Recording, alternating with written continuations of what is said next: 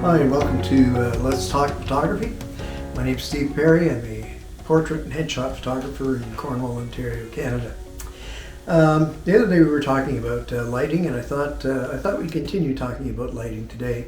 And I want to kind of take a look at lighting from the perspective of minimal lighting for maximum effects. So basically what I'm going to be doing today is I'm going to shoot with a Nikon D800E, a Nikon 85mm 1.8 lens.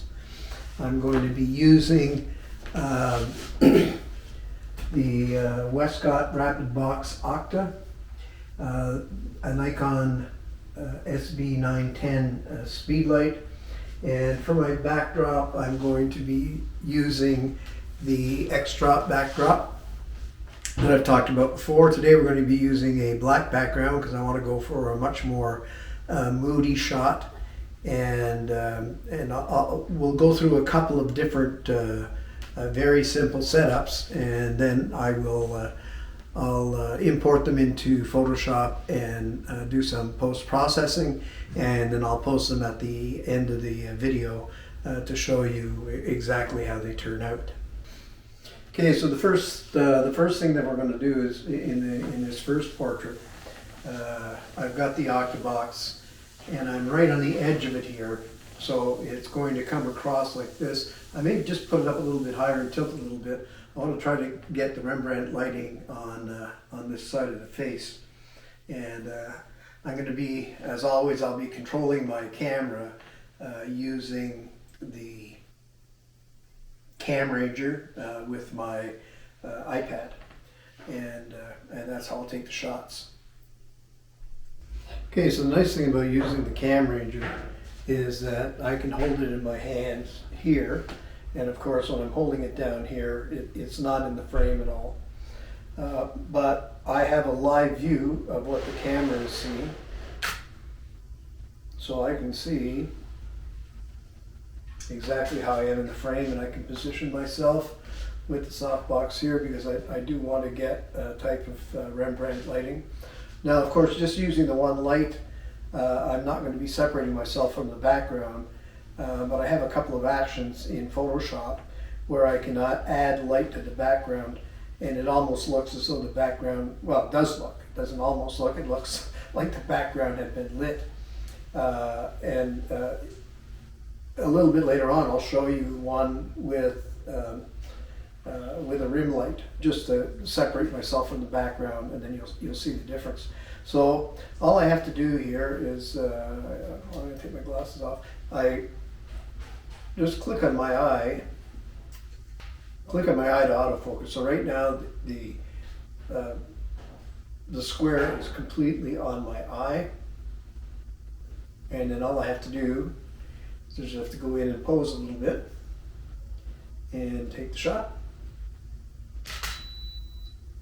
And then right away I'm going to get the shot come up here on my iPad. And of course this picture here I have kind of a crazy look in my face. I'm just going to take one more. That's a nice thing. You can tell right away if it's any good or not. Okay, a couple of seconds here for it to come up again. Then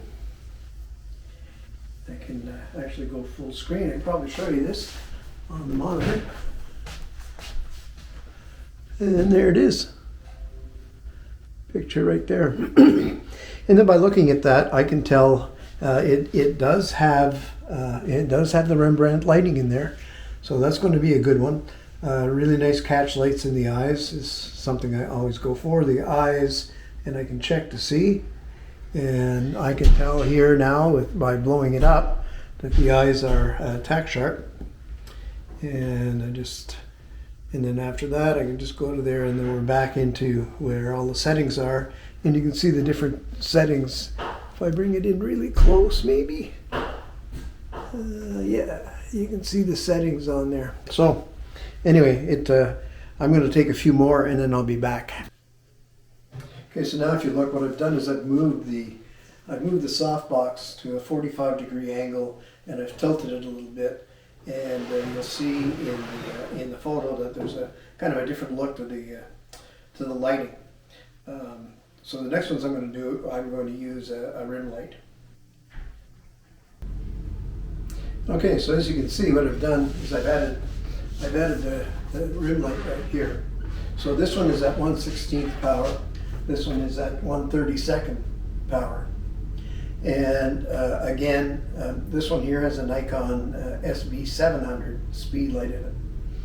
And you're going to see on the image that the side of the face now and the side of my hat is a little more illuminated, and that creates some separation from the background. Now if I want to really create separation from the background, what I'll do is I'll add a light and I'll illuminate the background, and you'll see what that looks like and the difference, the different kind of mood that gives you. Okay, so now you can see it. I've got the other strip box, and it's at 1/4 power, and I'm going to see exactly how that shines up on the background and see if it gives some really good separation or not. So everything else stays the same, and we're just going to set up here again. Come in, make sure I'm in the right position here. Okay. Take off the glasses. We'll focus. Okay, focus is set. And smile. And you'll see what that looks like. Yeah, so it did. It came out. It looks pretty good. It's given just the right amount of light in the background, and then in post, I probably will add. I'm thinking, yeah, most likely I'll probably add a little bit of a texture to it. The one thing I noticed is the background's not completely flat. I'm going to try to fix that before I take the next one. The next one, I'm just going to bring the backlight up to half power and see the difference that makes. So the next shot that you're going to see that I had the background light set at half power. It definitely makes a big difference. It gives a lot more separation, and it turned out to be a fairly good portrait. And then once you start working in Photoshop and doing a little bit of retouching, this should actually come out pretty well. Just so that you know, I'm shooting at 1/100th of a second at f3.2 ISO 100. I'm not sure why I'm at 1/100th of a second. I normally shoot at 1/200th of a second, but again, that's just not paying attention. So, but everything else is pretty good. So that's it for this particular shoot. Okay, so I just wanted everyone to see that you can get by with a fairly inexpensive setup. You know, I'm using Nikon speed lights, which are more expensive, but I bought a speed light a while back. I can't even think of the name of it because it was something I had never heard of. But anyway, I only paid $29 for it. And I use it just usually for doing background lighting. And it works fine. The only thing is that the big difference between it and the Nikon ones is it's not quite as, it doesn't function quite as directly as a slave, so it really has to be a direct line of sight of the flash that's on the camera for it to fire. Otherwise it just doesn't fire. But you know, you could go with a much cheaper Octabox. The stand isn't expensive, and go with you know, a $110, $130 speed light. The background is about, with the black backdrop, I think is around $160 Canadian. I'm not, maybe more than that, maybe 180. I'm not really sure about the price of that, but you can go on the Westcott site and see.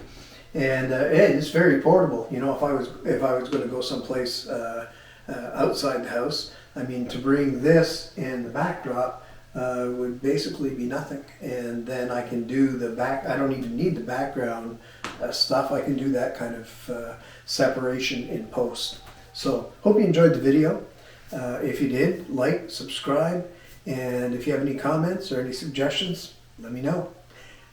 Let's talk photography. So we're finished doing our little shoot, and I just wanted to show you samples of the images. So the first image is the one that I did with the Octabox only.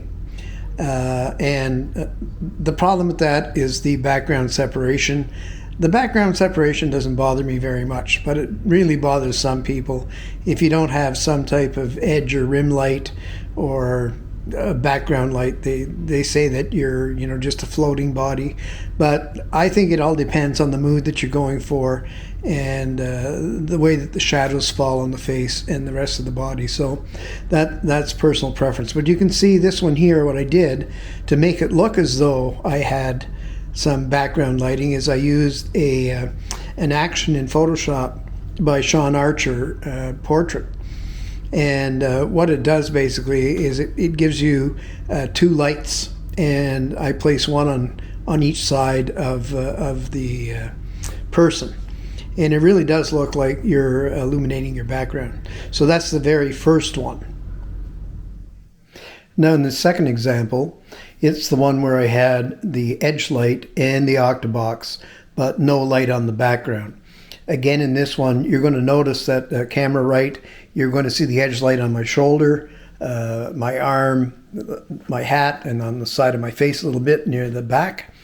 And the light that you see on the background, again, is from that action by Sean Archer.